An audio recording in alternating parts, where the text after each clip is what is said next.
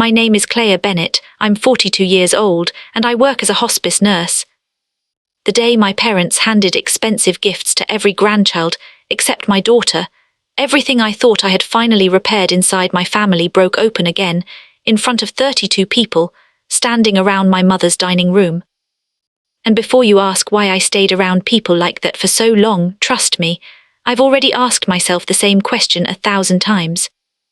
If you've ever spent your whole life trying to earn love from people who made you feel temporary, maybe you'll understand it too.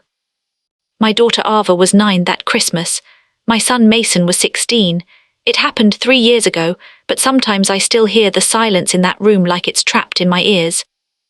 My parents hosted Christmas Eve every year at their house outside Columbus. Same decorations, same fake cinnamon candles, same ugly angel figurines my mother treated like museum artifacts, my father carving ham in the kitchen while football played too loudly in the living room. Same hierarchy.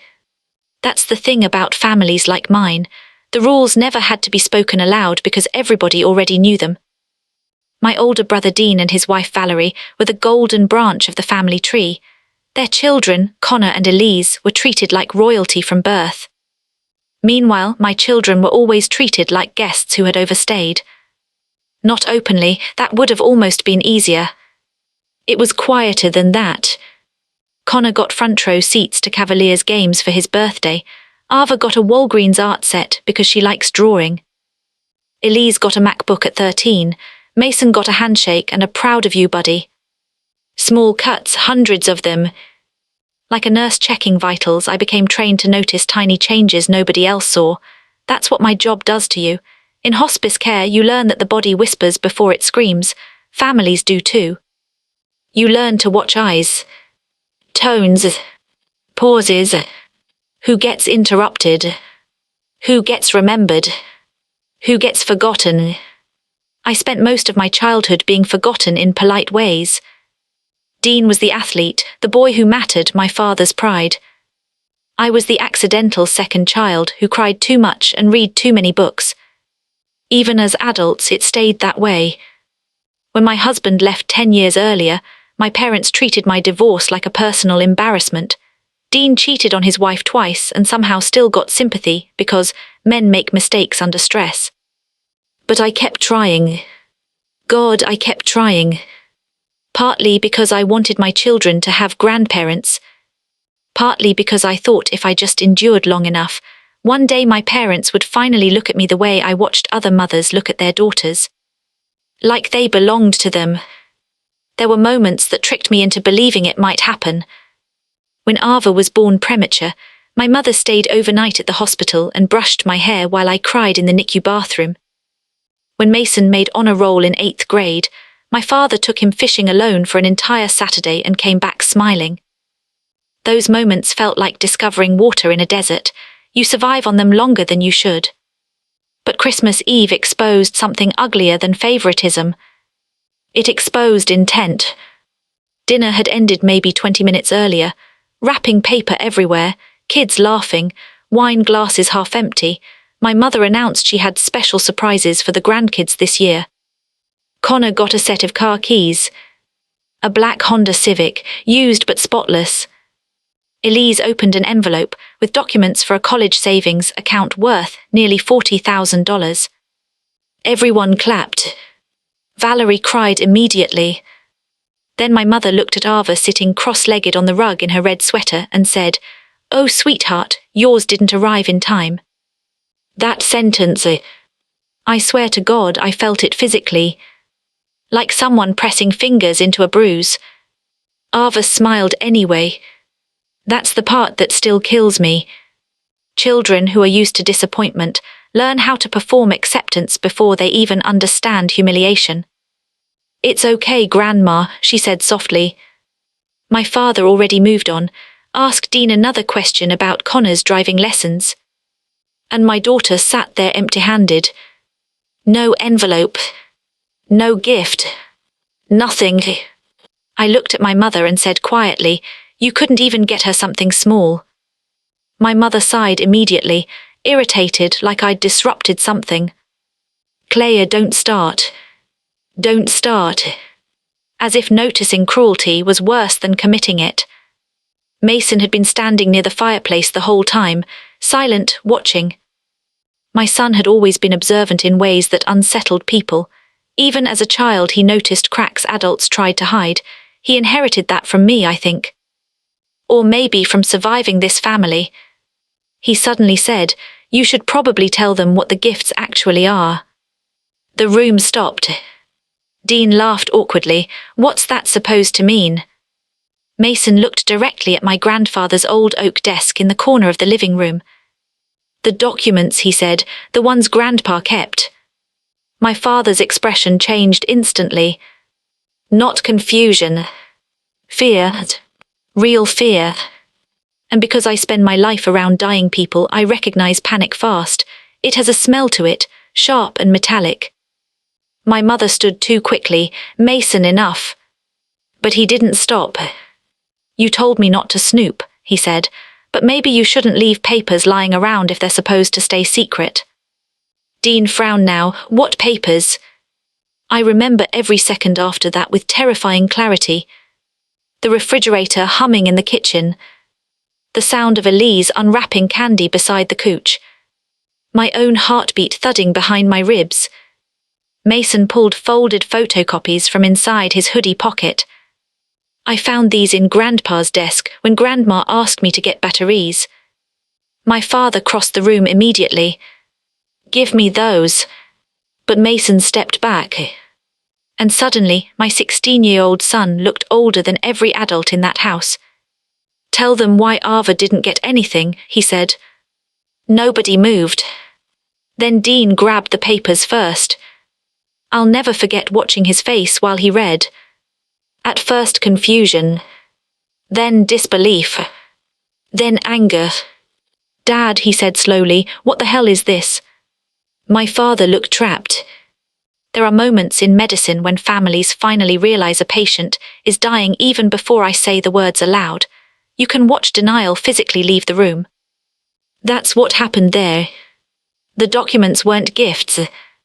Not really. They were transfers. Property transfers. Investment distributions. Early inheritance restructuring. And every grandchild except my daughter had been assigned assets connected to a trust fund established by my grandfather 15 years earlier. Ava's name wasn't included anywhere. Not once. Not because she'd been forgotten. Because she'd been intentionally excluded. My daughter was sitting 3 feet away coloring on scrap wrapping paper, while the adults discovered she had been erased on purpose. Dean kept flipping pages. "Wait, Connor gets the lake property share." "Yes," my father muttered. "Elise gets the investment account." "Yes." Dean looked up. "Why is Ava listed?" Silence. My mother tried first. "Oh, for God's sake, this was supposed to be discussed privately." "Why isn't she listed?" Dean snapped louder. And then my father said the sentence that permanently destroyed whatever illusion remained in our family. "Because she isn't technically a Bennett." You know how people describe emotional pain as sharp? This wasn't sharp. It was numb. A cold, spreading numbness. My hands started shaking so badly, I had to grip the back of a dining chair. Ava looked up finally. "Mom." I couldn't answer her. Because what my father meant was this. Mason was biologically related to my ex-husband and therefore, fully, Bennett through marriage lineage. But Ava had been adopted. After years of infertility and miscarriages following my divorce, I adopted her as a single mother when she was 6 months old. My parents had smiled in courthouse photos, held her, babysat her, called themselves grandparents, and apparently spent nearly a decade privately deciding she wasn't actually family. My mother crossed her arms immediately, defensive. "This isn't what it sounds like." I laughed then. Not because anything was funny, but because hospice nursing teaches you something brutal about human beings. When people know they've done something unforgivable, they almost always become angry before remorseful. "What exactly does it sound like then?" I asked. Nobody answered. Ava slowly stood up beside me. I saw confusion moving across her face piece by piece. She didn't fully understand the documents, but children always understand exclusion. Always. Dean looked horrified now. Jesus Christ, he muttered. Valerie whispered. You told us the trust was divided equally. My father rubbed his forehead. Claire already received help over the years. Help. I nearly choked on the word. Help, I repeated. You mean the 3 months I moved home after Daniel left me with 2 kids and no money? My mother snapped immediately. We supported you. No, I said quietly. You tolerated me. And there it was. The truth I'd swallowed my entire life. The room had become so silent you could hear the heating vents clicking. Mason finally walked over to Ava and stood beside her protectively. My son had known for maybe 20 minutes before dinner, that's all, but somehow he understood immediately what adults ignored for years. That this wasn't about money. It was about legitimacy. Belonging. Love measured like inventory. My father tried again. You're overreacting. I stared at him. I think part of me genuinely stopped loving him in that exact second. Not angrily. Not dramatically. Just stopped it. Like a monitor going flatline after a long decline, everyone pretended not to notice. You excluded my daughter from the family, I said. She's adopted, my mother replied sharply, as if that explained everything. Ava burst into tears. Not loud sobbing. Just silent tears rolling down her face while she tried not to cry in front of everyone. That destroyed me more than anything else. Because she was trying to make herself smaller. Children do that when adults make them feel inconvenient. I grabbed our coats immediately. Mason helped Ava without speaking. Dean suddenly said, Dad, tell me this isn't real. My father didn't answer fast enough. And that answer was answer enough. We left in silence. Outside, snow was falling hard enough to blur the streetlights. Ava cried the entire drive home. Not tantrum crying. The quiet kind. The kind that sounds older than a child should. Did Grandma never really want me? She whispered from the back seat. I had spent years protecting my children from the emotional math of my family, always translating cruelty into misunderstandings, making excuses, softening edges. But suddenly I was exhausted. Utterly exhausted. No, I said honestly, that's not true. Then why? I pulled the car over because I couldn't see through my own tears anymore. Mason answered before I could. Because some people only know how to love people who look like mirrors. God. That sentence from a 16-year-old. I cried harder after that. When we got home, Ava went straight to her room. Mason stayed downstairs with me in the kitchen while I sat at the table staring at nothing. You okay? He asked. And because I was his mother, I lied automatically. I'm fine. He nodded like he understood the lie anyway. Then he said quietly, I found more papers. I looked up slowly. What? They weren't just excluding Ava. He pulled another folded document from his backpack.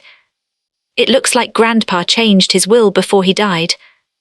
Now my grandfather Walter Bennett had died 14 months earlier.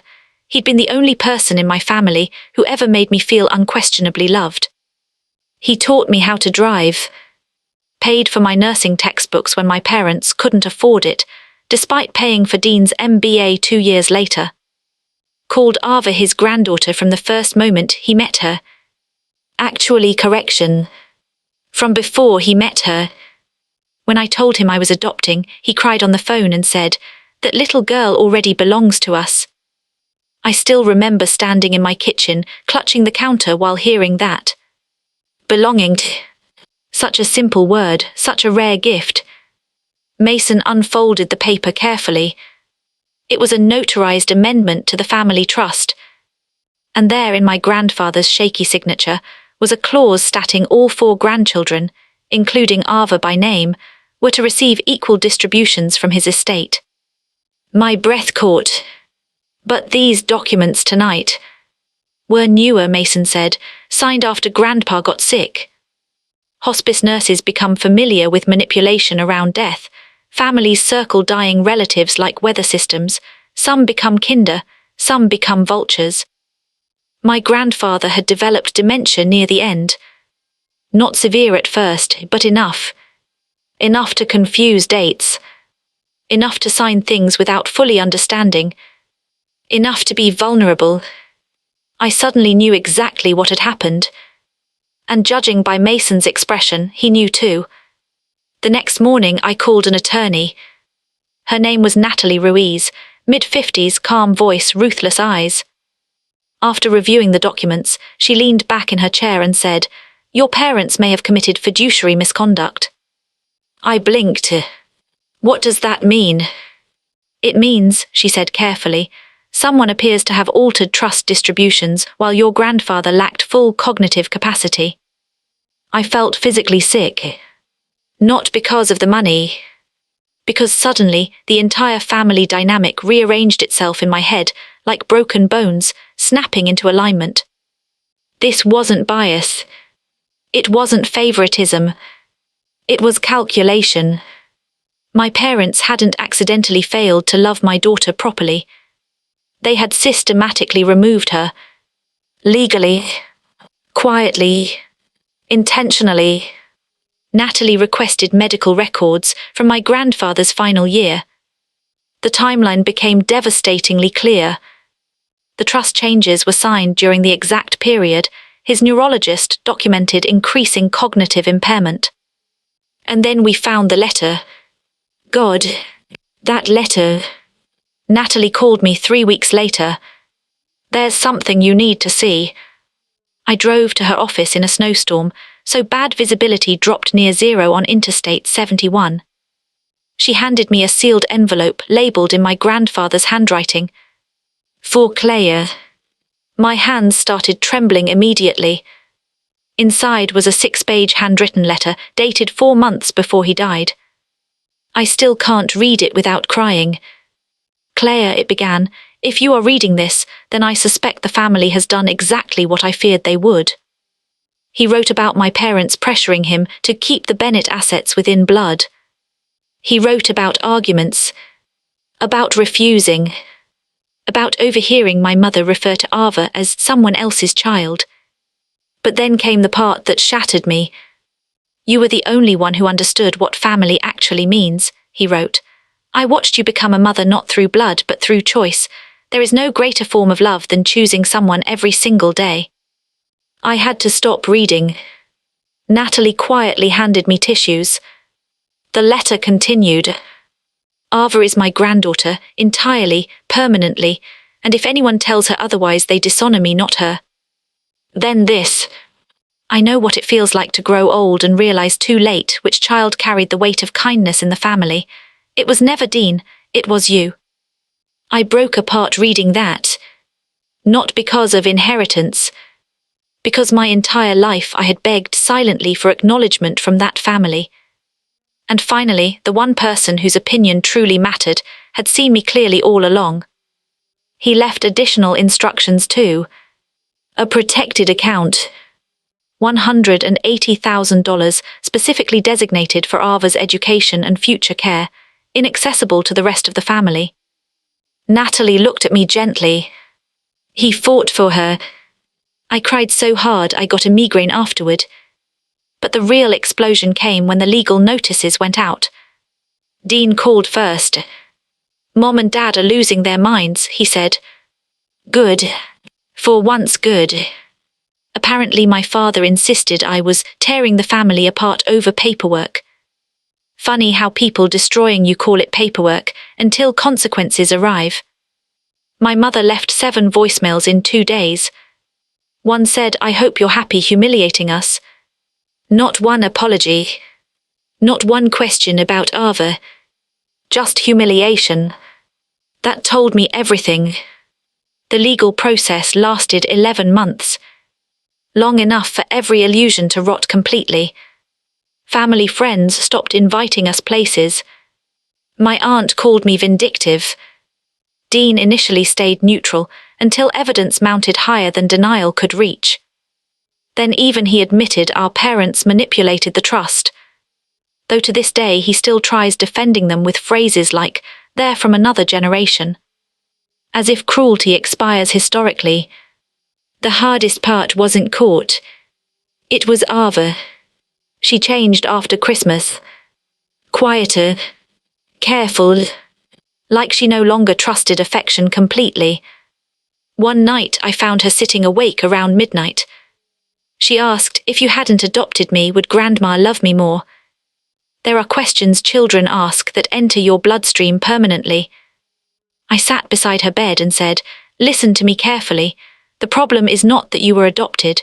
The problem is that some people are too small to understand love that doesn't look exactly like them. She whispered, am I really part of this family? And I answered with absolute honesty, you are part of mine.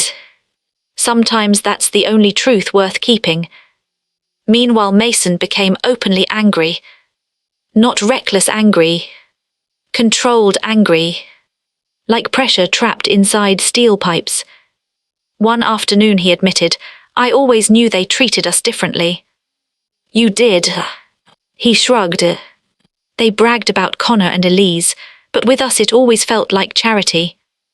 That word again. Charity. God, I hated it. Children see everything we think they miss. The final mediation meeting happened in September. My parents looked older. Smaller. My father avoided eye contact almost entirely. The revised settlement restored Ava's inheritance rights and transferred my grandfather, protected account according to his original wishes. Legally, we won. Emotionally, nobody won anything. At one point during negotiations, my mother finally looked at me and said, I don't understand why you can't move past this. And something inside me finally settled. For years I'd treated my parents like patients in critical condition emotionally, always monitoring moods, managing conflict, anticipating reactions, trying to stabilize impossible people. That's another thing hospice nursing teaches you. You cannot save people who refuse treatment. You cannot heal what someone insists isn't broken. I looked directly at my mother and said, because you hurt my daughter to protect your own prejudice. She rolled her eyes. Actually rolled her eyes. You're still being dramatic. And suddenly I felt nothing. No rage. No desperation. No need to convince her. Just clarity. You know what, I said quietly. I spent 42 years trying to earn love from people who only know how to measure worth. I'm done participating. Then I stood up and walked out. That was the last time I saw my parents in person. It's strange grieving people who are still alive. There's no funeral. No casseroles. No formal ending. Just absence spreading slowly into spaces where hope used to sit.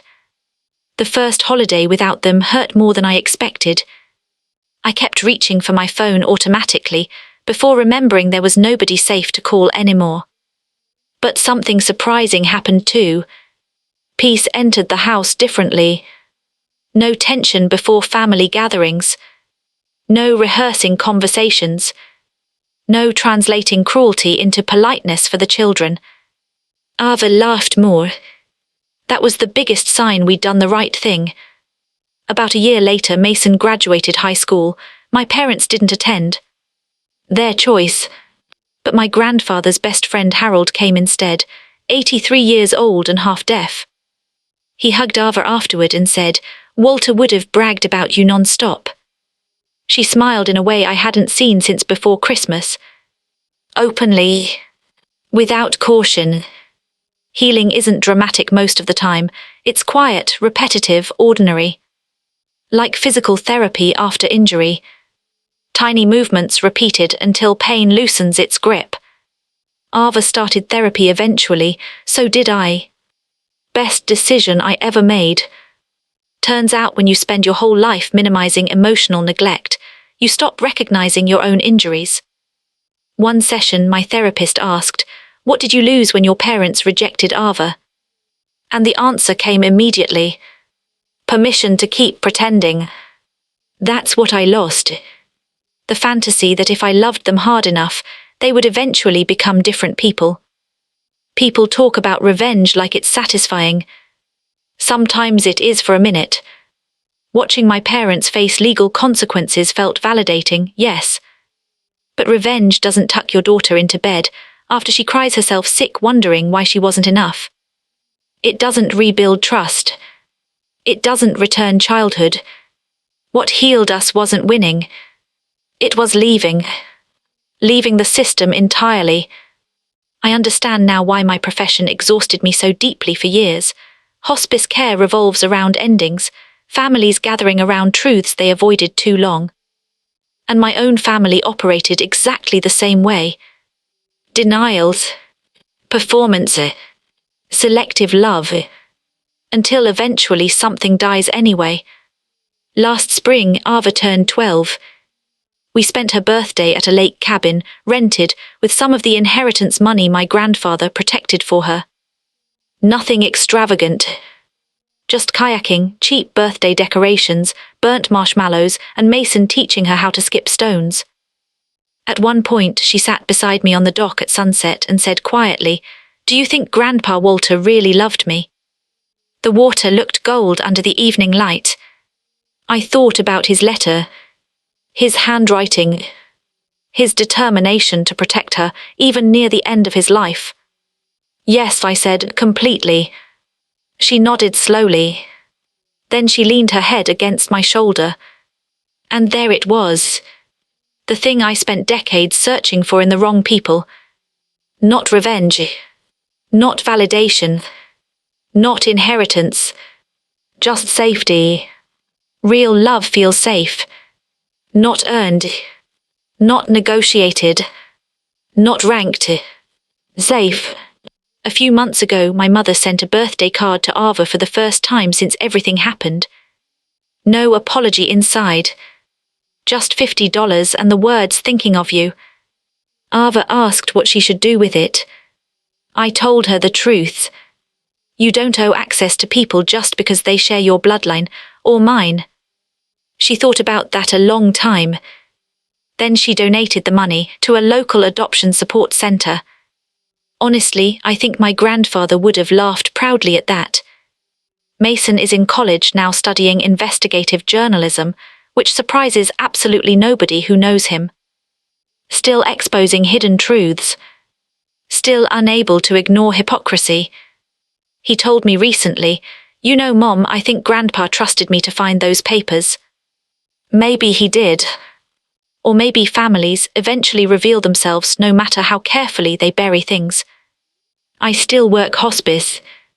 Still sit beside dying people holding their hands through fear. And I can tell you something with complete certainty after 20 years around deathbeds. At the end of life, nobody asks which child shared their DNA most accurately. Nobody asks who inherited the silverware. Nobody asks who counted as real. They ask who stayed. Who loved them gently. Who made them feel less alone. That's it. That's the whole thing. My parents built their lives around appearances and bloodlines and control, and now they barely speak to half their family. Meanwhile, my children, the ones they measured as lesser, built something honest out of the wreckage. Ava keeps my grandfather's letter in a memory box beside her bed now. Sometimes she rereads the line where he called her his granddaughter permanently. Children remember who claimed them. They remember forever. And if you're reading this while trying desperately to earn love from people who only offer conditional acceptance, please hear me carefully. You are allowed to stop auditioning. You are allowed to leave tables where your children learn smallness. You are allowed to choose peace over proximity. The hardest lesson I learned at 42 wasn't that my parents were capable of cruelty. It was understanding that protecting my children mattered more than preserving my family's image. Some endings are losses. Others are surgeries. painful, necessary removals of what was poisoning you slowly. Tonight Ava is downstairs painting in the kitchen, while Mason argues with her about music choices over video chat. The windows are open because spring finally reached Ohio after months of cold rain. I can smell tomato soup simmering on the stove. Ordinary things. Beautiful things. The kind you almost miss when you spend your life begging the wrong people to love you properly. I don't think healing means forgetting what happened. I think it means the wound stops deciding who you are. And maybe that's the closest thing to revenge that actually matters. About 6 weeks after the mediation ended, I made the mistake of thinking the worst part was over. That was naive. Families like mine don't collapse all at once. They decay in layers. First comes the betrayal, then the denial, then the campaign to rewrite history afterward. And my mother was very, very good at rewriting history. The first sign came through church friends. I live in a suburb small enough that news travels faster than weather. Suddenly women who used to hug me at grocery stores started giving me those careful little smiles people reserve for someone they think might be unstable. One afternoon at Kroger, a woman named Denise Fletcher stopped me near produce and said, "I heard things got ugly with your parents." Ugly. Such a clean little word for emotional mutilation. I kept putting apples into a plastic bag and said, "That's one way to describe it." She lowered her voice immediately. "Your mother says the situation was misunderstood." Of course she did. Because people like my mother survive through reputation management, truth was never as important to her as presentation. Hospice nursing taught me another ugly truth. Some families would rather fake love publicly than practice it privately. I looked at Denise and asked, did she also mention they excluded my adopted daughter from the family trust? Denise's face changed instantly. No. Funny how that part disappears. She muttered something uncomfortable and walked away. That became the pattern. My parents told people I sued them over inheritance greed. Not one mention of Ava. Not one mention of altered trust documents. Not one mention of my grandfather's letter. I shouldn't have cared, but I did. Because there's something uniquely painful about being wounded by people, and then painted as the aggressor for bleeding afterward. Around that same time, Ava started having stomachaches before school. At first I thought it was anxiety lingering from Christmas. Then her teacher called. Apparently another child overheard adults talking. Kids repeat what they hear at dinner tables, always. A boy in Ava's class asked if she was fake adopted, and whether her real family didn't want her. I nearly dropped the phone. That night Ava sat curled beside me on the couch while I brushed tangles from her hair. "I didn't tell anybody," she whispered. "I know." Then how did they know? I hesitated too long. And she understood immediately. Grandma talked about me. God, I wanted to lie. I wanted to protect her from understanding how casually adults can weaponize a child's existence. But she already knew enough. So I answered carefully. Sometimes grown-ups spread pain instead of dealing with it. She stared at the TV without really watching it. Then she said something that made my chest ache. "I wish I looked like you." I set the hairbrush down immediately. "No," I said firmly, "don't ever wish that." "But maybe then." "No." My voice came out sharper than I intended. She startled. I softened immediately and turned toward her. "Listen to me. None of this happened because of your face or your blood or where you came from. This happened because some people confuse biology with love. That's their failure, not yours." She nodded slowly, but children absorb shame like smoke. Even when you clear the room, the smell lingers.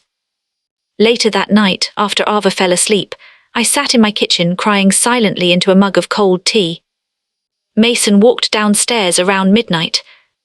At 16, he'd developed the exhausted posture of someone older, shoulders tight, eyes constantly evaluating. He saw me immediately. "You okay?" I laughed weakly. "You ask me that a lot. Because you lie a lot." Fair point. He grabbed orange juice from the fridge and leaned against the counter. Then he said quietly, I heard Dad called. That surprised me. My ex-husband Daniel rarely involved himself in family matters unless absolutely necessary. He did. What did he want? I rubbed my forehead. To yell at your grandparents. Mason actually smiled for the first time all week. Now Daniel and I had a complicated history. We married young, too young. He cheated during a rough period after Mason was born, and the marriage slowly collapsed under resentment and financial pressure. But one thing I will always say honestly, Daniel loved both our children. Entirely. No hesitation. No distinction between biological and adopted. The day I told him I wanted to adopt Ava after our divorce, he sat quietly for a full minute before saying, then she's ours now too. Not yours. Ours. That mattered. After Christmas, he drove 4 hours immediately when Mason told him what happened. He arrived furious enough that even my father backed down. I still remember Daniel standing in my parents' living room saying, you don't get to claim moral superiority while emotionally abusing a child. My mother snapped back, she's not our blood. And Daniel said something I will probably remember forever. Neither was Jesus technically, and you people seem fine worshipping him. Even Mason laughed at that one. Anyway, after the lawsuit became public, Daniel apparently called my father again and threatened to testify about years of favoritism toward Ava if necessary. Funny how divorce changes perspective. Daniel and I failed as spouses, but crisis stripped away old bitterness. We became allies as parents instead. Another thing people don't tell you about betrayal, sometimes it clarifies who actually loves your children. Around February, Dean showed up unexpectedly at my house. I almost didn't open the door. But he looked terrible. My older brother had always been polished, country club polished, expensive watch, controlled posture, the kind of man who apologized to waiters while still treating them badly. But that day he looked exhausted.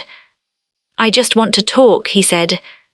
I let him in mostly because Ava was at a friend's house. We sat at my kitchen table while rain hammered the windows. For a long time neither of us spoke. Then Dean said quietly, I didn't know. I believed him. That was the worst part. Dean benefited from favoritism his whole life without really examining it, like someone born wealthy who mistakes comfort for normalcy. I know, I said. He rubbed both hands over his face. Connor heard Mom talking on the phone. My stomach tightened. What did she say? She said you poisoned the family against them. I laughed once under my breath. Classic. Dean looked genuinely miserable. You know what's awful, he said. I think Mom actually believes that. People rarely think of themselves as villains. Even cruel people build internal stories where they're victims of someone else's overreaction. Dean stared down at the table. Elise asked me why Ava wasn't included. What did you tell her? He swallowed hard. The truth. That surprised me. She cried. I looked away immediately because suddenly I could picture all the cousins together over the years. Sleepovers, birthday parties, summer cookouts. Collateral damage. That's what family wars create. Dean spoke again. I should have noticed sooner. Yes, he should have. But I didn't say it aloud because I was too tired. Instead I asked, why are you really here? He hesitated. Then he said, Dad's sick. I froze. What? Heart issue minor probably, but he exhaled heavily. They're blaming stress from the lawsuit. There it was. The emotional accounting system my parents used my whole life. Their actions become your fault once consequences arrive. I felt anger rising instantly. Then guilt. Then anger at the guilt. Hospice nursing changes your relationship with illness. I know how fragile bodies are. I know fear makes people crueler sometimes. But I also know sickness does not erase accountability.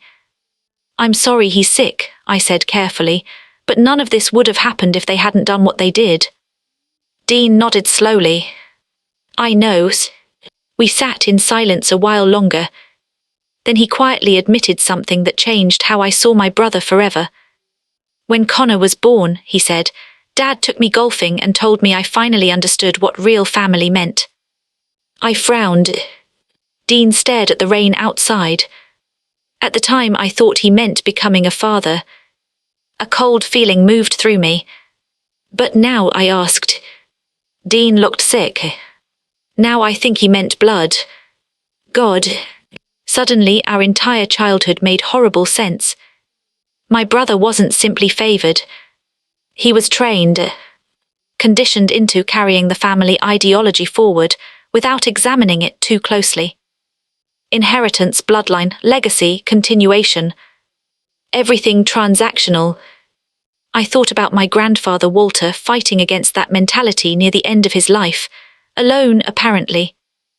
No wonder he wrote the letter. Maybe he realized he wouldn't survive long enough to defend us himself. Before Dean left, he stood awkwardly near the doorway and said, For what it's worth, Ava's more of a Bennett than any of us. I didn't answer immediately because the statement hurt in a different way. Not comforting, tragic, because it meant he finally understood what the family could have been all along. After he left, I sat in silence for almost an hour. Then I pulled out my grandfather's letter again. The paper had softened from rereading. One line in particular kept haunting me. Families often confuse inheritance with love. One can be measured, the other must be proven. Walter Bennett had spent his final months watching his own children fail that test. I think that broke his heart before his body ever did. Around March, Ava's therapist suggested family counseling for the three of us together.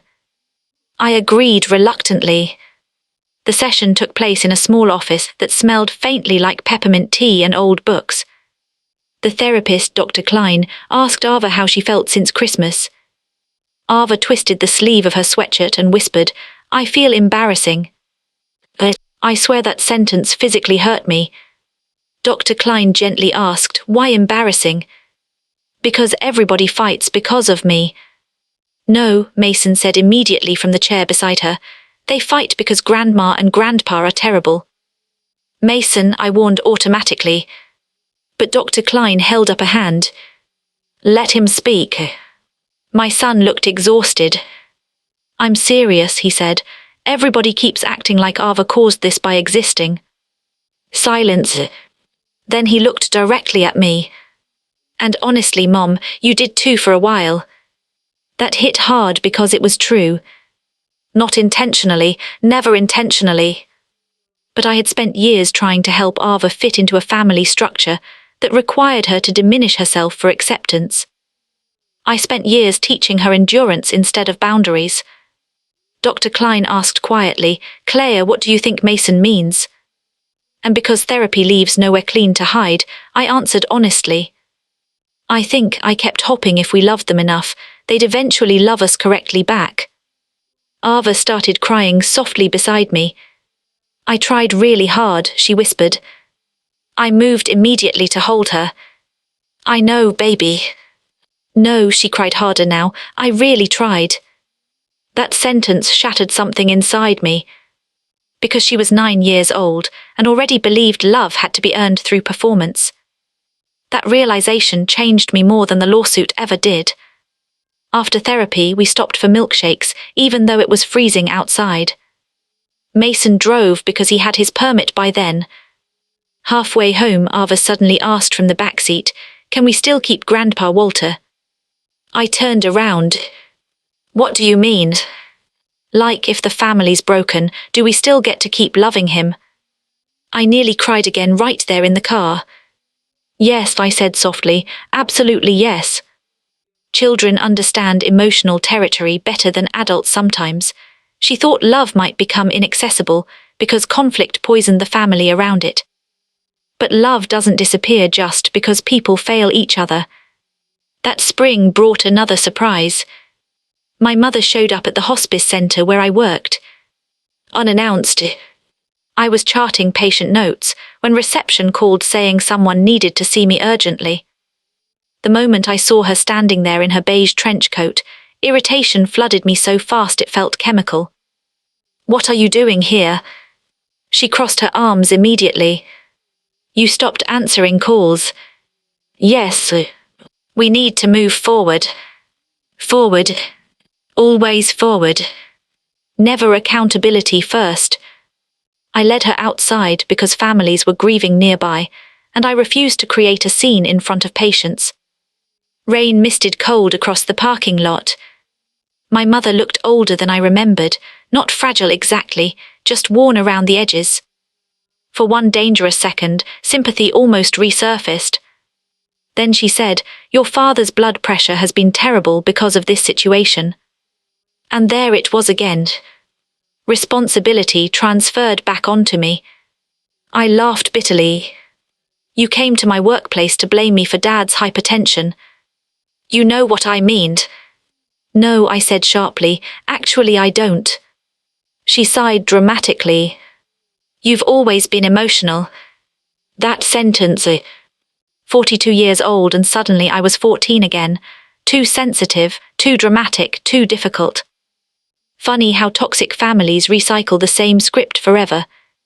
I looked at her carefully and realized something strange. She genuinely expected reconciliation without repentance. She wanted access restored without truth acknowledged. That's not healing. That's control. "You hurt my daughter," I said quietly. Her jaw tightened instantly. "We never hurt her. You excluded her from the family because she was adopted." "That's not what happened." My anger finally snapped loose. "Then explain it." Silence. She looked away first. People tell the truth with avoidance more often than words. Finally she muttered, "Things were complicated legally." "No," I said, "they were complicated morally." A long pause stretched between us. Then my mother said something I will never forget. "You don't understand what it's like watching your family line disappear." I stared at her. And suddenly every ugly hidden thing surfaced completely. This had never been about Ava personally. She represented interruption. Change. A break in the genetic narrative my parents worshipped. My mother valued bloodlines more than relationships, legacy more than humanity. And in that moment I stopped seeing her as mysterious. She became painfully simple. "I feel sorry for you," I said quietly. That made her angrier than yelling would have. "You think you're superior now." "No," I answered honestly. "I think you're lonely in ways you still don't understand."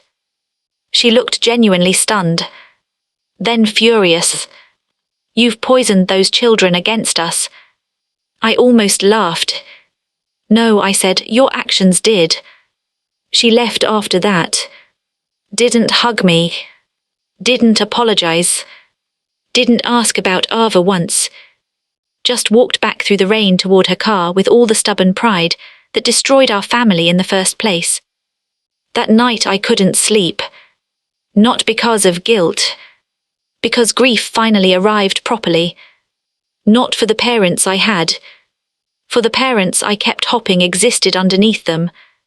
There's a difference. Around 3 a.m., I sat at the kitchen table rereading old photo albums. Birthday parties. School plays. Christmas mornings. I noticed something awful once I looked closely enough. Ava appeared less and less in photos over time. Not absent entirely. Just peripheral. Edge of frame. Second row. Background. I wondered how many truths exist quietly in family albums, if you're brave enough to examine them honestly. The next morning Mason found me asleep at the table, beside scattered photographs. He sat down silently. Then he picked up one picture from a 4th of July cookout years earlier. Connor and Elise sat on my father's lap. Ava stood several feet away, holding a popsicle alone. Mason stared at it a while, Then he whispered, I should have protected her sooner. I looked up immediately. No. Yes, he said, I saw it too. My son carried guilt that never belonged to him. That's another inheritance toxic families pass down efficiently. Responsibility without power. I reached across the table and squeezed his hand. You were a child. He nodded but didn't fully believe me. Neither did I honestly. Because children in dysfunctional families often become emotional support structures long before adulthood. Mason spent years watching me absorb hurt quietly. Of course, he learned vigilance. A few weeks later, something happened that finally shifted Ava in a noticeable way. Her school hosted a family heritage project. At first, she panicked. I could see it immediately when she came home clutching the assignment sheet too tightly. We have to make a family tree. God, I hated those projects even before everything happened. For adopted children, family trees can feel like emotional landmines disguised as homework. I don't want to do it, she whispered. I sat beside her at the kitchen counter. Then don't. She blinked. What? You don't have to do it traditionally. But everybody else doesn't get to define family for you. She stared down at the paper silently, then slowly asked, Can I make something else? And suddenly I remembered my grandfather's words again. Love must be proven, not measured. So instead of a family tree, Ava created what she called a family map. Not organized by blood, organized by love. She drew people connected through moments instead of genetics. Grandpa Walter teaching her fishing, Daniel helping with science homework, Mason reading to her during thunderstorms, me holding her in the courthouse on adoption day. Even Dr. Klein appeared on it because she helps us feel safer. When she presented it at school, her teacher emailed me afterward saying several parents cried. I cried too.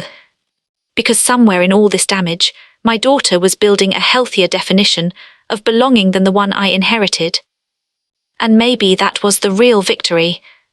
Not winning money. Not exposing lies. Breaking the pattern before it reached another generation. By the time summer arrived, people in town had mostly chosen sides without saying so directly. That's how communities like ours work. Nobody announces loyalties openly. They just stop inviting you to barbecues, stop tagging you in neighborhood events, stop asking how your parents are doing because they already decided whose version of the story feels more comfortable to believe. And comfort wins over truth more often than people admit. Especially when the truth forces them to question their own families too. I noticed it most at church. I still attended for a while after Christmas because faith and family had always been tangled together in my life. Even when both hurt me. But one Sunday morning, during coffee hour after service, I overheard two women talking near the pastry table. One whispered, adoption is beautiful, but it's not exactly the same. The other nodded sympathetically. Not cruelly. That's the thing. People rarely realize how much damage they cause when prejudice wears the clothes of politeness. I stood frozen holding a styrofoam cup of burnt coffee while heat crawled slowly up my neck. Then Pastor Michael walked over and asked quietly, Claire, are you all right? And before I could stop myself, I started crying right there beside a tray of stale muffins. Not dramatic sobbing. Just exhausted tears. The kind that arrive when your body finally gets tired of carrying shame that was never yours. Pastor Michael guided me into his office and shut the door gently. He didn't rush me. Hospice work taught me silence can be holy when used correctly. So we sat there a while before I finally whispered, I don't think people see Ava as real. He folded his hands carefully. Do you? The question startled me. Of course. Then why are you still asking permission from people who failed her? God.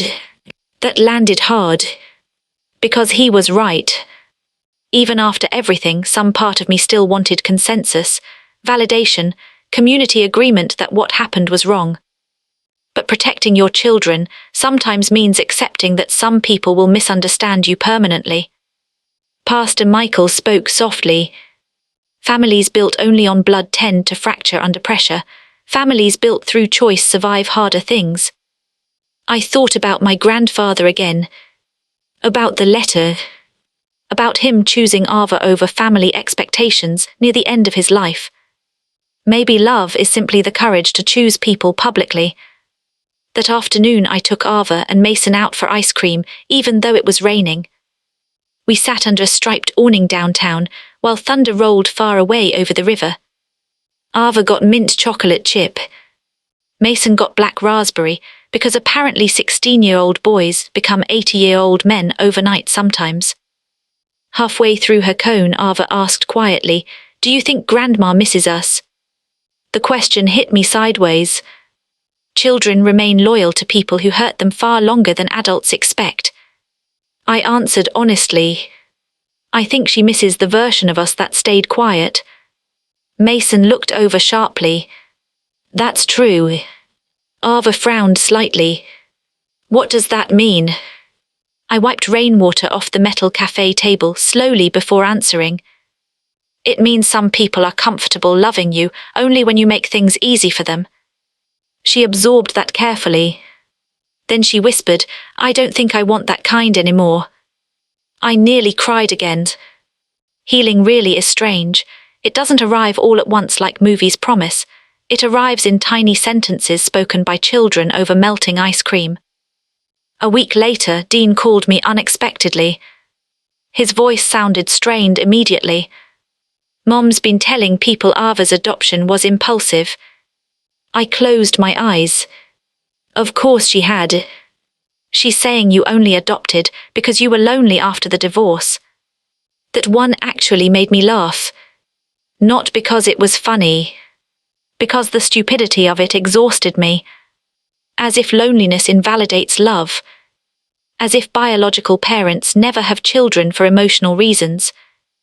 Dean continued quietly. Connor heard her say Ava never bonded properly with the family. My stomach turned.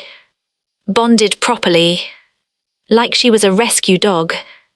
Like attachment was her responsibility alone. I leaned back against my kitchen counter and suddenly remembered something from years earlier. A birthday party. Ava may be 4 years old. She spilled juice accidentally on my mother's rug and panicked so badly she started apologizing before anyone even reacted. I used to think she was just sensitive. Now I wonder how early children detect conditional acceptance. "How's Dad?" I asked finally. Dean sighed heavily. Honestly angry. At me. At everyone. Apparently my father's heart condition turned out more serious than originally believed. Not life-threatening yet, but enough to force retirement from the accounting firm he'd worked at for 38 years. And according to Dean, retirement stripped away the one identity my father understood. Work. Control. Authority.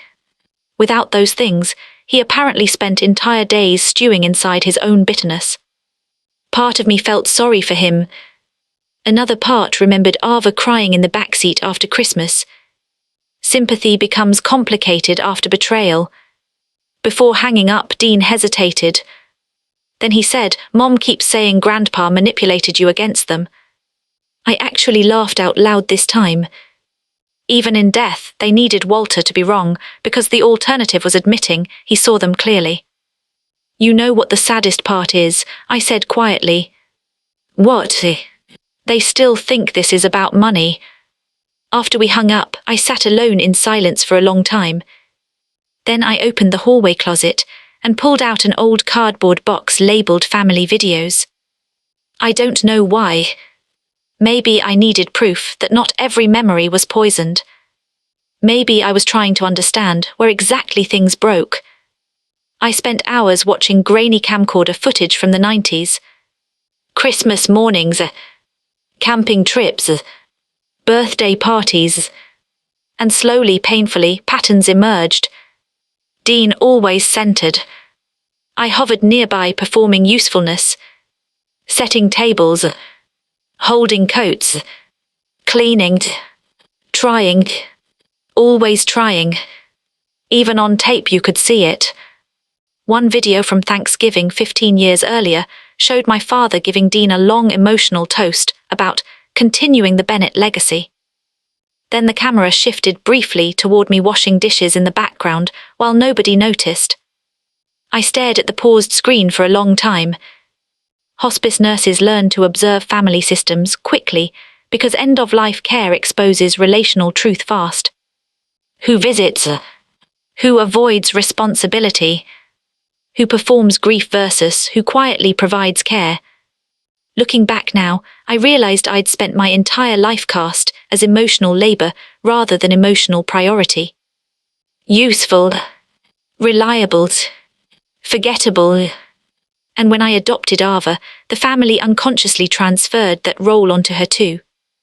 Not fully inside, not fully outside, just useful enough to tolerate.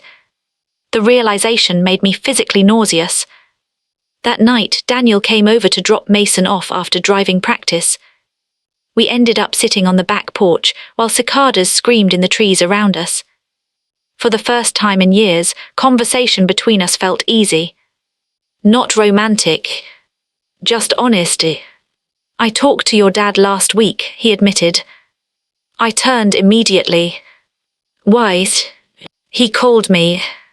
That surprised me enough to make me laugh once. My father voluntarily contacted you. Hell really is freezing over. Daniel rubbed the back of his neck awkwardly. He wanted to know if I thought you were turning the kids against them. And Daniel snorted. I told him the kids have eyes. God. That simple sentence. The kids have eyes. People in toxic families spend enormous energy pretending children don't notice emotional dynamics unfolding right in front of them. But children are survival experts. They notice everything. I should have stood up to them sooner, Daniel admitted quietly. I looked at him carefully. What do you mean? When we were married, he stared out into the darkness beyond the porch light. Your parents treated you badly all the time and I mostly ignored it. I didn't answer because he wasn't wrong. He continued, I think I got used to you minimizing it. That one hurt because it was true too. You normalize what surrounds you long enough. That's how dysfunction survives across generations. Daniel sighed. When Ava came into the picture, it got worse. Yes, I saw it. I looked down at my hands. You never said anything. No, he admitted, because honestly, I thought you'd choose them over me if I pushed too hard. That stunned me silent. Not because it was cruel. Because it was accurate. For years I protected my parents from consequences while demanding emotional flexibility from everyone else. Including myself. Including my children. That realization sat heavy in my chest. Daniel looked at me gently. You were trained to survive them, Clea. That sentence cracked something open inside me. Not absolution. Understanding. There's a difference. Later that week, Ava had a sleepover with her friend Lily. Around midnight, I went downstairs for water and overheard them talking softly in the living room. Do you know your real mom? Lily asked carefully. I froze. Ava was quiet for a moment. Then she answered in the calmest voice imaginable. My real mom is upstairs sleeping. I started crying silently in the kitchen. Not because the question didn't hurt her. I'm sure it did. But because somewhere along the line, despite all this damage, she had started believing me when I said she belonged. Children build identity from repetition. Maybe healing works the same way. A month later came the event that truly detonated the remaining pieces of our extended family. My Aunt Susan hosted a large family barbecue in August, first major gathering since Christmas. I debated not going.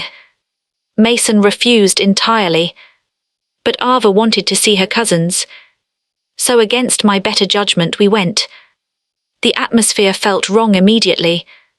Too careful, too polite. Like everyone rehearsed civility in the car beforehand. My parents arrived 40 minutes late. My mother wearing pearls despite it being 90 degrees outside, because appearances mattered more than comfort. My father moved slower than usual, pale, thinner. For one dangerous second, seeing him frail triggered instinctive concern. Then his eyes passed directly over Ava without acknowledgement. And the concern died immediately. The adults clustered awkwardly around picnic tables, while children swam in Susan's pool. Conversation stumbled along artificially, until my cousin Rachel made the mistake of mentioning college funds. My mother smiled tightly and said, "Well, some investments matter more than others." I felt Mason stiffen beside me instantly. Because yes, he'd come after all. Quietly. Without telling me. Apparently he heard where we were going and changed his mind. "Did you really just say that?" he asked. The entire yard went silent. My mother blinked. "I beg your pardon." Mason stood there in wet swim trunks and dripping hair looking absolutely furious. "You heard me." I moved instinctively toward him. "Mason." "No," he snapped without looking at me. "I'm tired of this." Every adult froze. My son pointed directly at my parents. "You act like Ava's disposable because she's adopted, and everybody keeps pretending it's not disgusting." My Aunt Susan whispered, "Mason." But he kept going. "You know what's funny? Grandpa Walter loved her more than any of you because he actually understood family." My father stood slowly. "That's enough." "No," Mason said again, "it's not." And then came the sentence that changed everything permanently. "You're the ones who aren't real family." Dead silence. The kind that alters air pressure. My father's face went red instantly. "You ungrateful little..." "Dad," Dean interrupted sharply. But it was too late. Years of buried tension erupted all at once. Valerie started crying. Susan yelled for everyone to calm down. Connor dragged Elise inside. And through all of it, Ava stood frozen near the pool looking terrified. That's what snapped me back into motion. I walked directly to my children and said, "We're leaving." My father shouted after me, "So that's it, you're just destroying this family completely." I turned around one final time. "No," I said quietly, "I'm finally protecting mine." Then we left. In the car, nobody spoke for almost 10 minutes. Finally, Ava whispered, "I didn't want everybody fighting again." Mason immediately looked devastated. "Hey," he said softly, "none of this is your fault." She stared out the window. "But they hate me." "No," I said firmly from the driver's seat. "They hate change, they hate losing control, they hate being challenged, but none of that has anything to do with your worth." I glanced at Mason in the rearview mirror. He looked exhausted. And suddenly I realized something heartbreaking. My son had spent months carrying anger because he loved his sister more fiercely than the adults around him loved fairness. That burden shouldn't belong to a teenager. That night after Ava went to sleep, Mason sat beside me at the kitchen table. "You mad at me?" he asked. "No." I shouldn't have exploded. I considered that carefully. "You know," I said slowly, "in hospice care, families sometimes spend years avoiding one honest conversation. Then suddenly someone says the truth out loud, and everybody acts shocked even though they already knew." Mason smirked slightly. "So basically Grandpa and Grandma are emotionally terminal." I laughed despite myself. "Something like that." Then he grew serious again. "I just hate how small Ava gets around them." That sentence stayed with me for days afterward. Because it was true.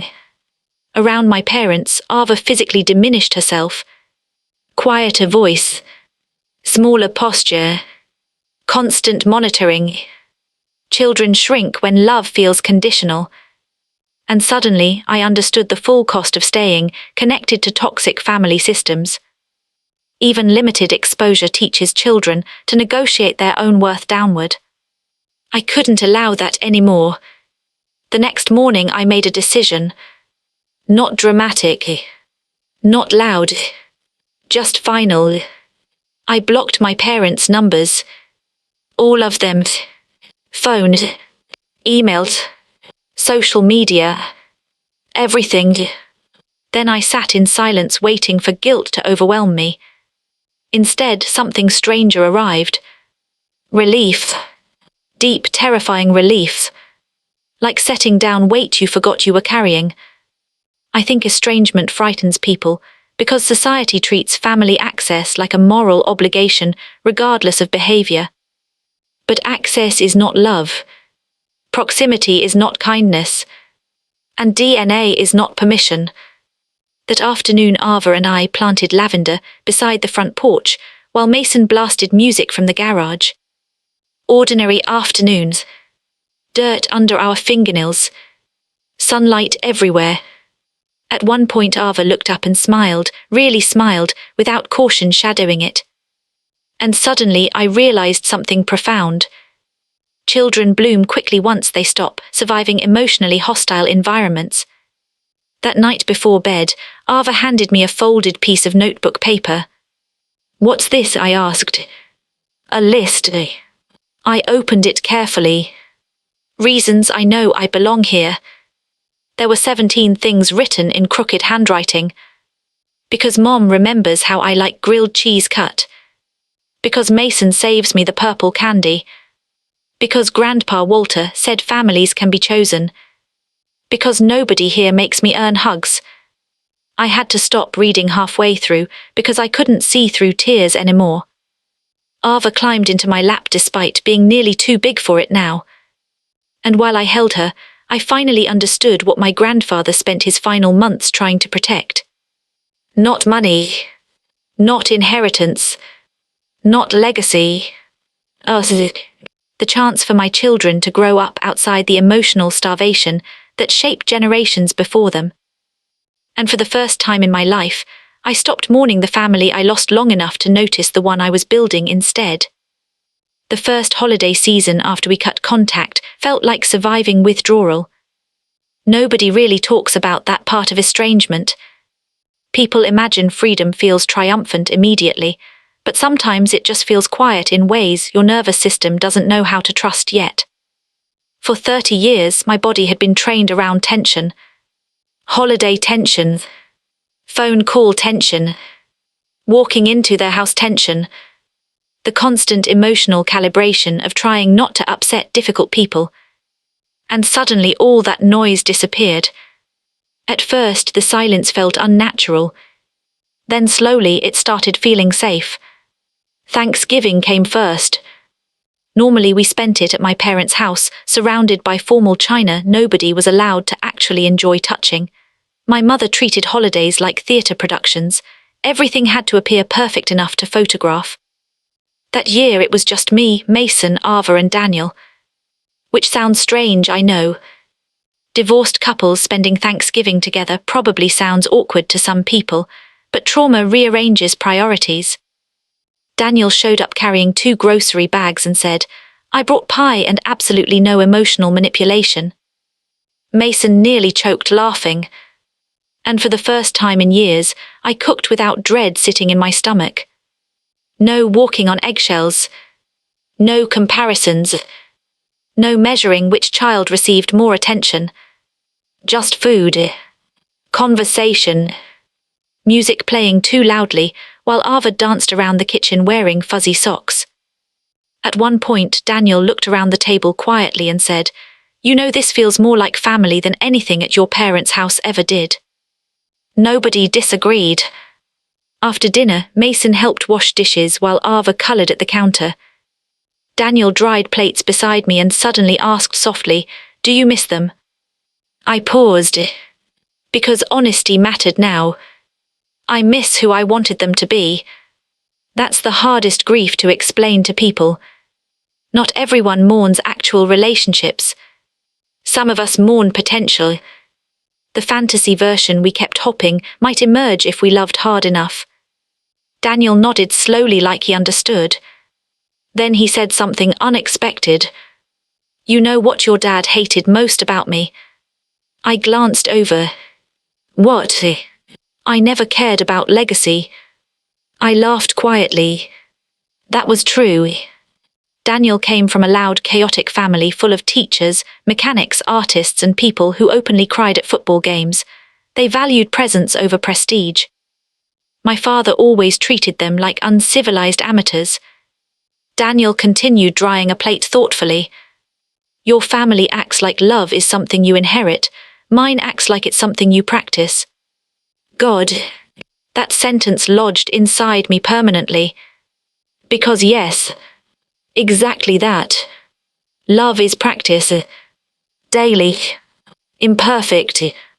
Repeated. Not genetic entitlement. Not ownership.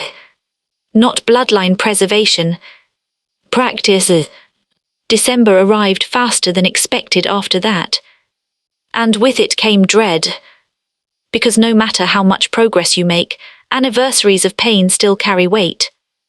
Christmas decorations appeared in stores, and suddenly Ava became quieter again. Not devastated. Just cautious. Like someone approaching ice that cracked once before. One evening while we decorated the tree, she asked, "Are we still doing presents this year?" The question gutted me. Not because of greed. Because she associated gifts with exclusion now. I sat cross-legged beside the ornament boxes and asked gently, "Why wouldn't we?" She shrugged too casually.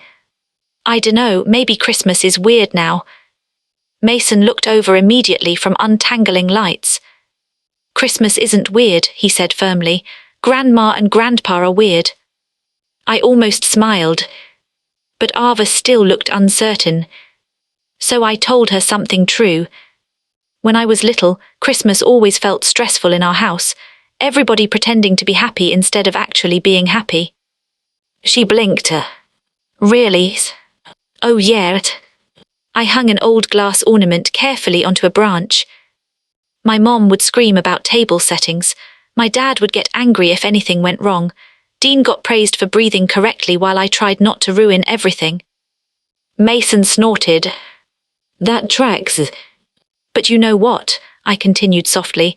"We get to decide what holidays mean in this house now." That mattered.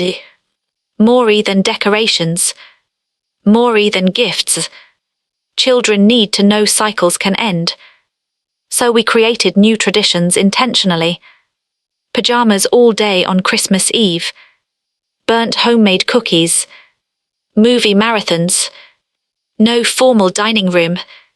No forced politeness. No emotional performance.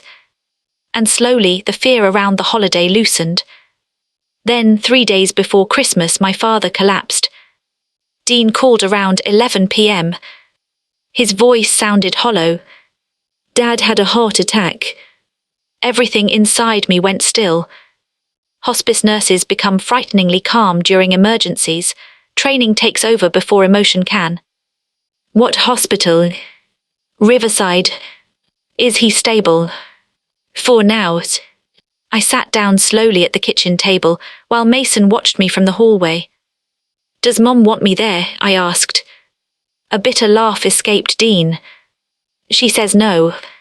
That hurt more than I expected. Even after everything. Even after months of silence. Some small child version of me still wanted my parents to choose me during crisis. I hate admitting that. But truth matters more now. "Okay," I whispered. Dean hesitated. Then quietly said, "I think Dad does." After we hung up, Mason sat across from me. "You gonna go?" I rubbed my palms together slowly. "I don't know." And honestly, I didn't. Because here's the ugly thing nobody prepares you for. When abusive or toxic parents become vulnerable, old conditioning resurfaces immediately. Concern tangles with resentment. Duty tangles with self-protection. Part of me wanted to rush there. Part of me remembered Ava crying in the back seat. The next morning I went to work anyway, because people were actively dying under my care, and grief doesn't pause professionally. Around noon, one of my patients passed peacefully while her daughter held her hand. Afterward, the daughter cried into my shoulder and whispered, "I just hope she knew I loved her." And suddenly I had to excuse myself to the supply closet because I couldn't breathe properly anymore. That's the cruel irony of hospice work.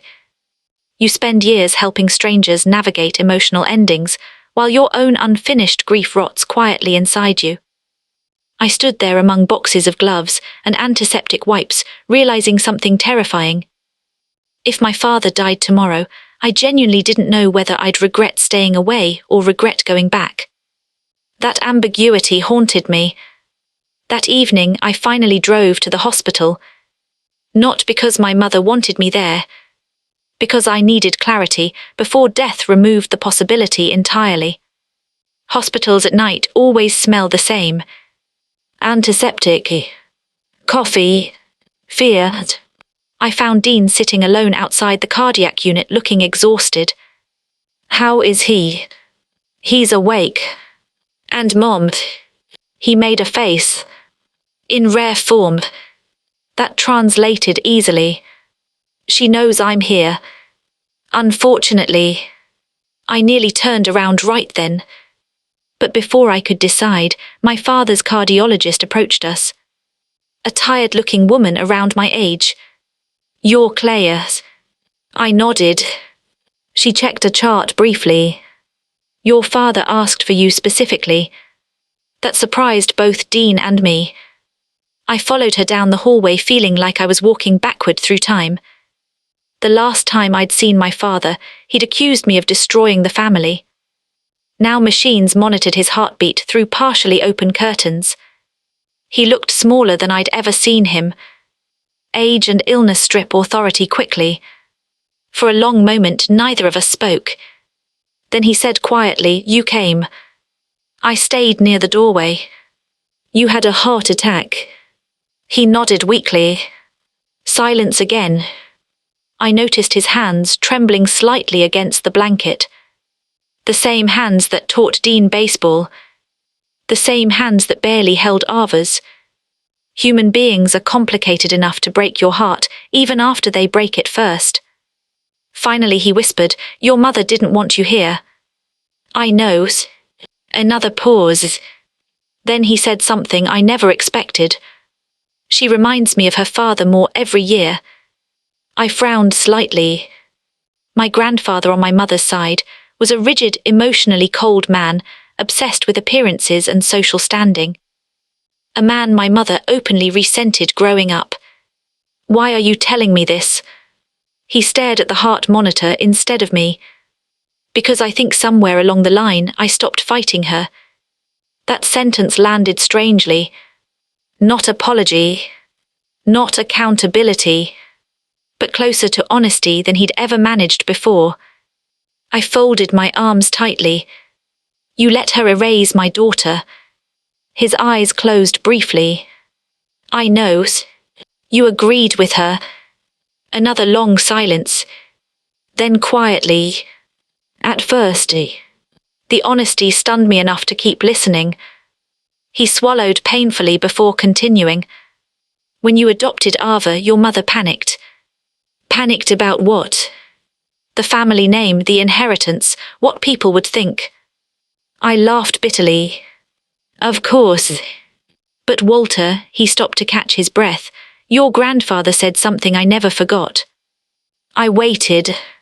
He told us blood only matters to people who don't know how to love properly. Tears burned instantly behind my eyes. Because yes, that sounded exactly like Walter. My father looked suddenly ancient lying there beneath fluorescent lights. I should have protected her.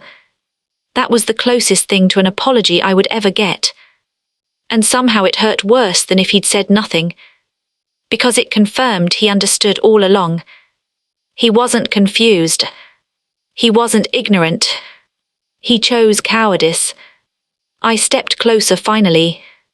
Ava cried herself to sleep asking why she wasn't enough.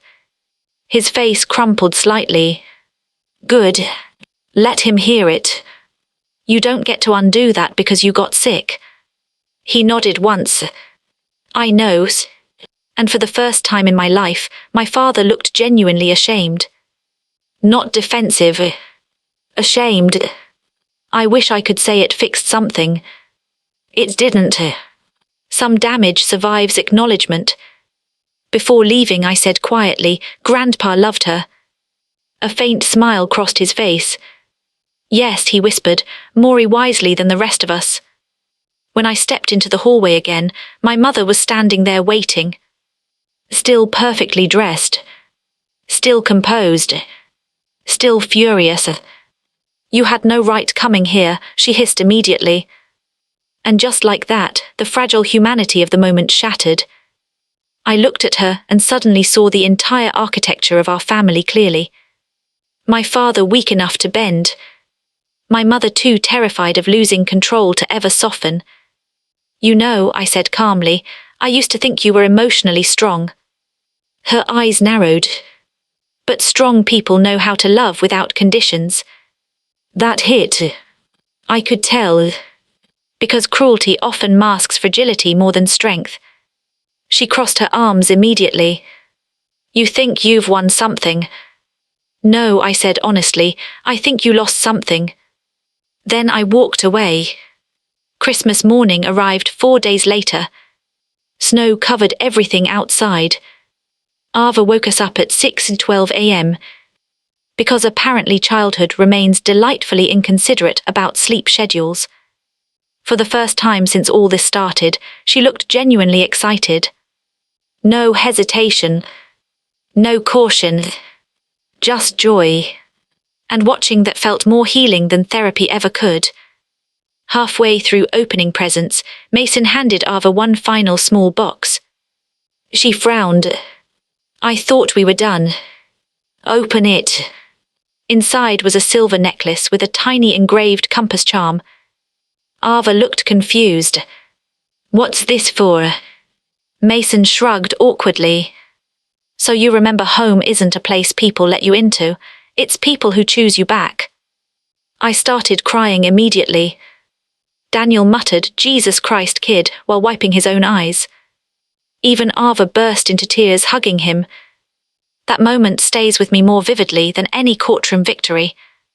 Not because of the necklace, because my children were building a different legacy than the one they inherited. One rooted in protection instead of hierarchy, choice instead of blood, love instead of ownership. Later that night, after everyone fell asleep, I sat alone beside the Christmas tree with only the colored lights glowing softly in the dark. And for the first time in decades, I felt something unfamiliar during the holidays. Peace. Not performative happiness. Not survival. Peace. My phone buzzed around midnight. A text from Dean. Dad asked if Ava got presents this year. I stared at the message a long time, then finally replied, yes, the kind that matter.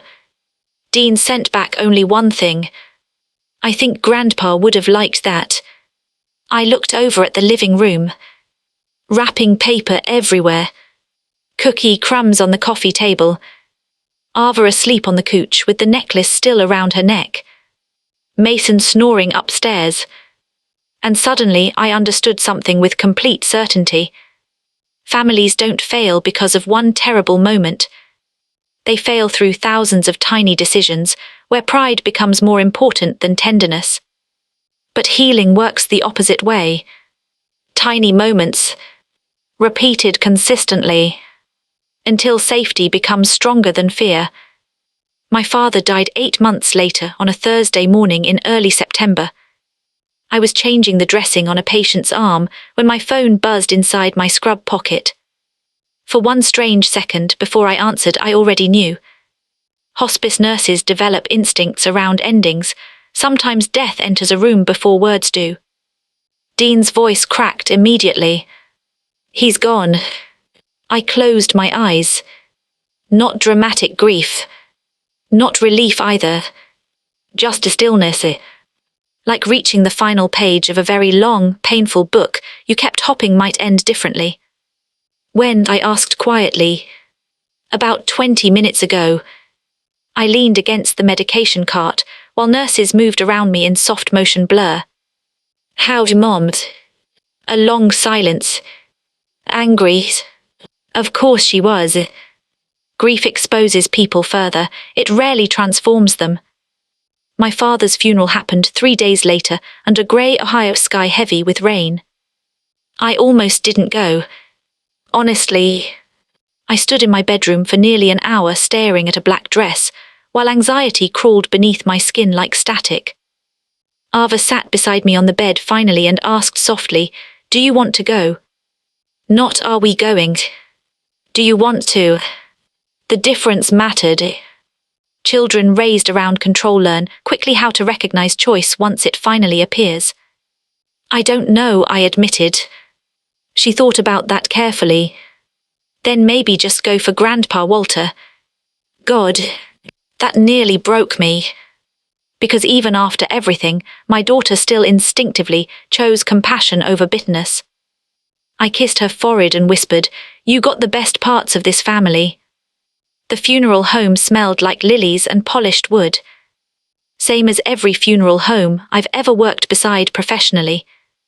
But sitting on the grieving side, instead of the caregiving side, felt disorienting. People kept approaching me cautiously. Some offered condolences.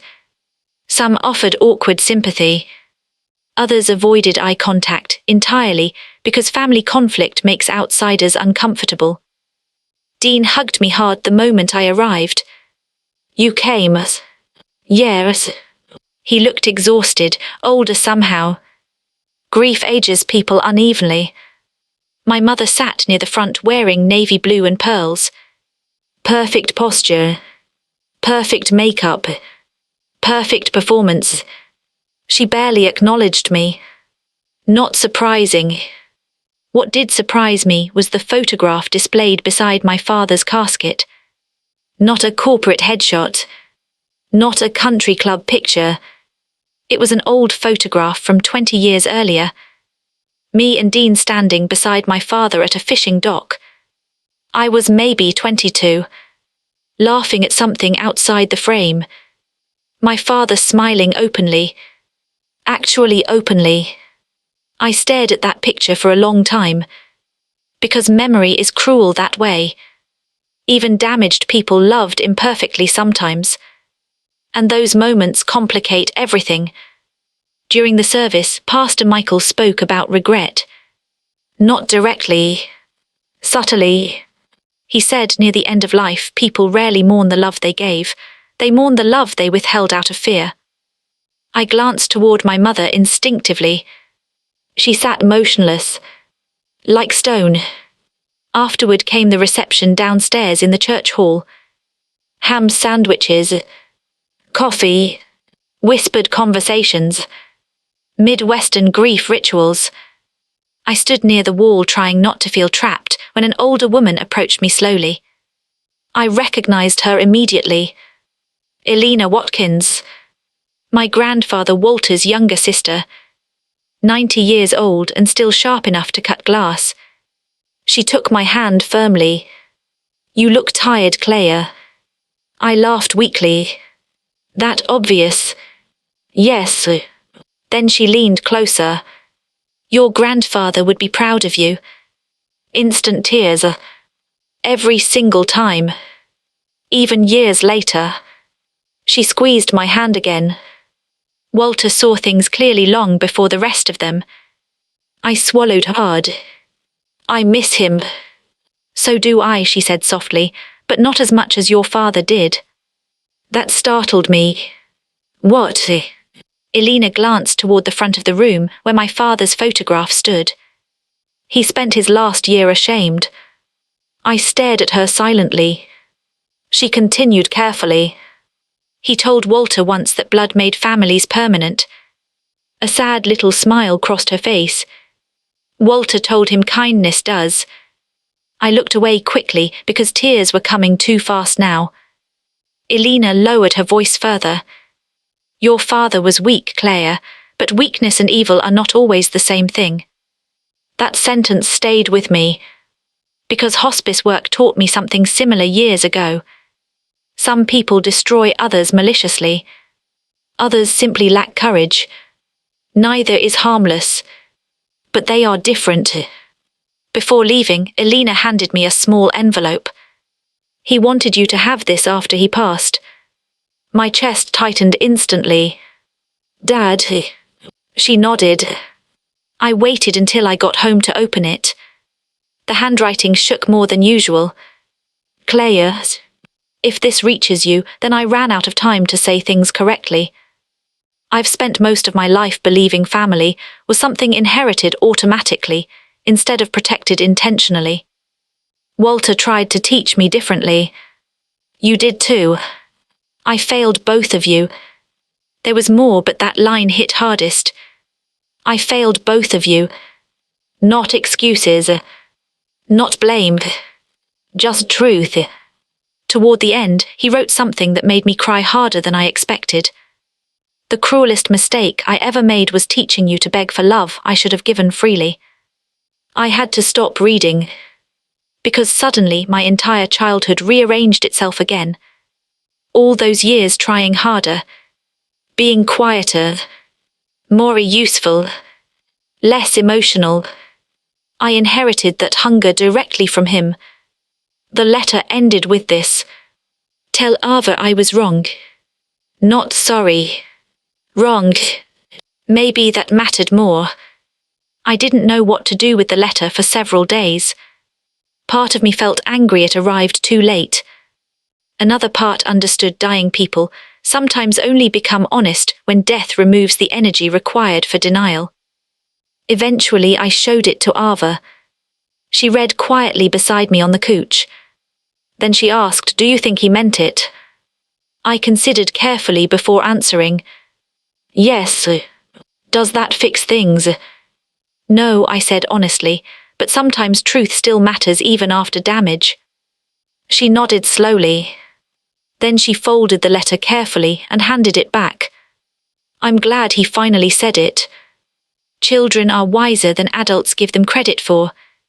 My mother disappeared after the funeral. Not literally, but emotionally. Dean said she stopped attending church regularly, stopped hosting parties, stopped calling relatives. Apparently, once my father died, she lost interest in maintaining appearances without an audience. I thought I would feel vindicated hearing that. Instead, I mostly felt sad, because bitterness eventually isolates everyone, including the people wielding it. About 2 months later, I received a package in the mail. No return address. Inside was a photo album. My mother's handwriting labeled the front. For Ava. I stared at it for nearly 10 minutes before opening it. Every page contained pictures of Ava with my grandfather Walter. Fishing. Baking pies. Reading books. Feeding ducks. Photos I'd never even seen before. Tucked inside the final page was a short note. He loved her most naturally, I see that now. No signature. No apology. Just that sentence. I read it 3 times, then handed it silently to Ava. She flipped through the pages slowly, tears gathering by the middle. He kept all these. Yes. At the back of the album, hidden inside a sleeve, was one final photograph. Christmas morning years earlier. Ava maybe 3 years old sitting asleep on Walter's chest, while he smiled down at her like she hung the moon itself. Written underneath in his handwriting, My granddaughter. That destroyed me completely. Not because of grief. Because after years of fighting to prove she belonged, there it was. Simple. Undeniable. Permanent. My granddaughter. No conditions attached. That Christmas, the second one after everything fell apart, we rented the lake cabin again. Snow covered the shoreline. The air smelled like cedar and frozen water. Nothing extravagant. Just us. One night we sat around a fire pit, wrapped in blankets, while Mason played terrible acoustic guitar badly enough that Ava threatened legal action. Normal sibling nonsense. Healing sounds a lot like laughter returning to a house gradually. At one point Mason looked over at me and said, "You know what's weird?" "What?" "I don't miss them anymore." The honesty of it settled quietly between us. Ava poked the fire gently with a stick. "I miss what I hoped they'd be." I looked at her sharply, because those were almost my exact words from months earlier. Children really do absorb both wounds and wisdom from us. Daniel arrived the next morning, carrying groceries and complaining about traffic. At some point while making breakfast, he looked around the cabin and laughed softly. This is probably the healthiest Bennett family Christmas in recorded history. And honestly, he was probably right. Later that afternoon, snow started falling heavily outside. Ava sat near the window wearing her compass necklace, the one Mason gave her the year before. She asked quietly, "Mom, yes, do you think families can start over?" I walked over and sat beside her. "Yes," I said, "but usually not with the same people." She leaned against me thoughtfully. "That's okay." And there it was. The final piece. Acceptance. Not bitterness. Not revenge. Just understanding. A few weeks ago, Mason turned 19. He's studying journalism exactly like he planned, spending most of his time exposing corruption at the university newspaper with an enthusiasm that terrifies administrators. Ava just started middle school and somehow became taller than every emotional expectation ever placed on her. She still keeps Walter's photo album beside her bed, still rereads his letter sometimes, but she no longer asks whether she belongs. That question finally left our house. As for me, I still work hospice, still hold hands, still witness endings every day. But now I understand something I didn't before all this happened. Family isn't about who claims you publicly when life is easy. It's who protects your dignity when doing so costs them something. Walter understood that. Mason learned it early. And eventually, painfully late, so did I. Last week, after a particularly hard shift, I came home exhausted and found Ava asleep on the couch with one of our dogs curled against her legs. Mason was in the kitchen making grilled cheese sandwiches badly, while music played too loud from his phone. The house smelled like tomato soup and laundry detergent. Ordinary, safe, peaceful. And suddenly, I realized something that would have sounded impossible to me 3 years ago. We didn't lose our family. We found it. Not the version built around appearances and bloodlines and conditional love. The real one. The kind my grandfather tried to protect until the end. The kind you build intentionally, patiently, daily, like tending a fire through winter. If you've read this far, maybe you're carrying something similar. Maybe you're still sitting at tables where love feels earned instead of given. Maybe you keep shrinking yourself to fit inside relationships that only function when you stay silent. Maybe you've confused endurance with loyalty. I did too for most of my life. But listen to me carefully now. You are allowed to protect your peace, even from people who share your last name. You are allowed to leave systems that teach your children to question their worth. And you are absolutely allowed to stop begging for love that should have been offered freely from the start. Some people will never understand that. That's okay. Understanding was never the requirement. Healing was. Tonight, snow is falling again outside our windows. Mason is arguing with Ava over which movie to watch. Someone burned popcorn. The dog is barking at absolutely nothing. And for the first time in my life, home feels like something steady instead of something I have to earn. I think that's what my grandfather wanted for us all along.